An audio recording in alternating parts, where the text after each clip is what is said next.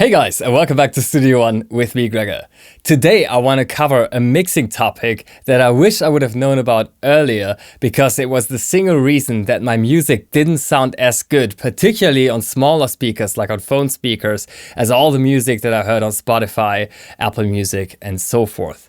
And the key to this was understanding the importance of taming mid-range frequency resonances. I cannot overstate how important this was for me personally in understanding why my mixes weren't sounding as loud and yet distortion-free as all the music that I aspire to.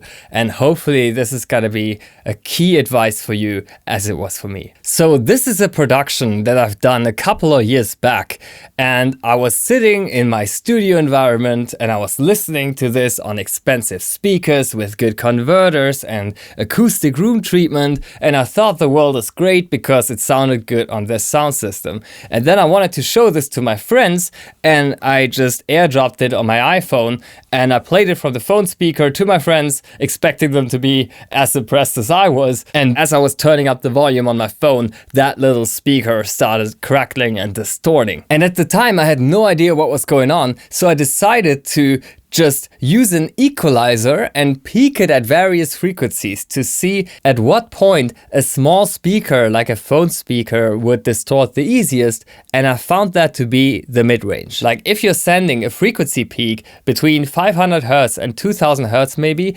into a phone and you'll turn up the volume, you're gonna notice it in a very unpleasant way. And so that was for me the major cause of distortion and the major reason why I couldn't turn up the volume on my phone speakers as much as I wanted to.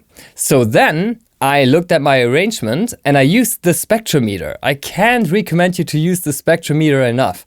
I know that people think that they can only mix with their ears, and that's probably true, but when it comes to mixing and mastering, there's a little bit of a science behind it, and so you also need to double check with your eyes sometimes. Because the Spectrometer can warn you of certain frequency issues that you might not be paying attention to right now, or that you might not even be able to hear in your acoustic environment or with these speakers that you're currently using to monitor. And because it tells you exactly where these problematic frequencies are, you can then go ahead and tackle them with an equalizer, for example. In the case of that demo that I was exporting, this synth was the key issue. Let me play this passage for you really quickly.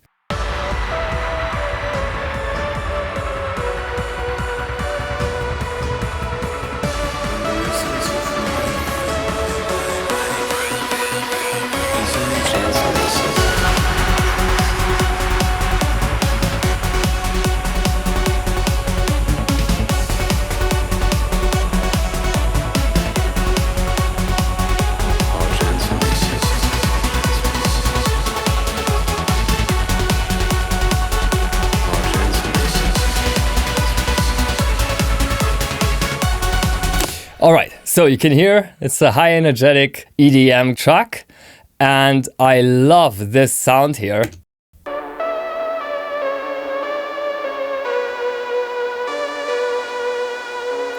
But if you paid close attention to the spectrometer down here, then I'm sure you've noticed these massive peaks in the mid-range that were standing out.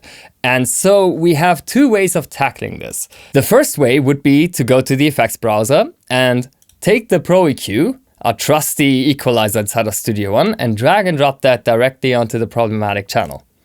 And the Pro EQ has a spectrometer built directly into its interface, which is very convenient because then we don't have to have the spectrometer and the EQ side by side to tackle this issue. And then we could do it the old school way in approach number one. Press play, hone in on that problematic frequency, perhaps also bring it to a peak just to make sure that we're really at the problematic spot.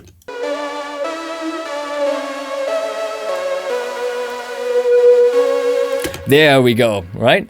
And as soon as we found it, we could invert it like so. Maybe also adjust the resonance of the filter, the Q factor, so that it's a bit more steep, and assume that the problem is solved. Unfortunately, you're gonna be shocked to hear that the sound also loses a ton of character now. A lot of the mid-range and musicality is just gone because we're killing a fundamental note here. Check it out. This is with the EQ. This is without.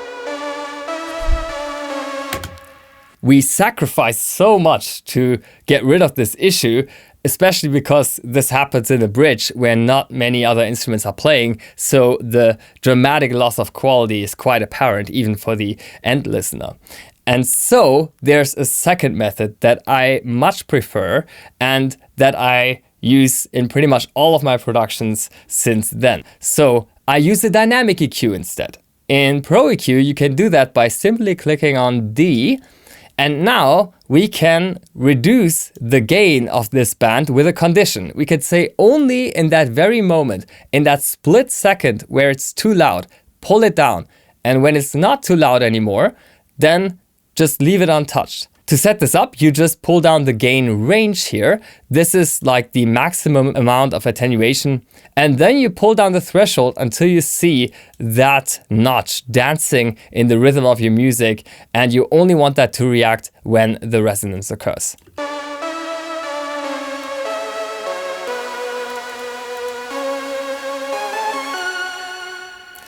And if I now A/B this with the EQ bypassed, you can barely tell a difference, right? Because it's such a surgical procedure. And so this is an amazing trick to get rid of these peaking resonances, and this will greatly allow you to boost the loudness of your mix, especially on smaller speakers, without them distorting. So hopefully this mixing tip was helpful to you in some way. It was certainly helpful to me back then. Let us know if you like this kind of content in the comment section, and we'll make sure to produce more of it in the future. And also let us know if you managed to impress your friends next time you play your mix from the phone. Thank you for watching.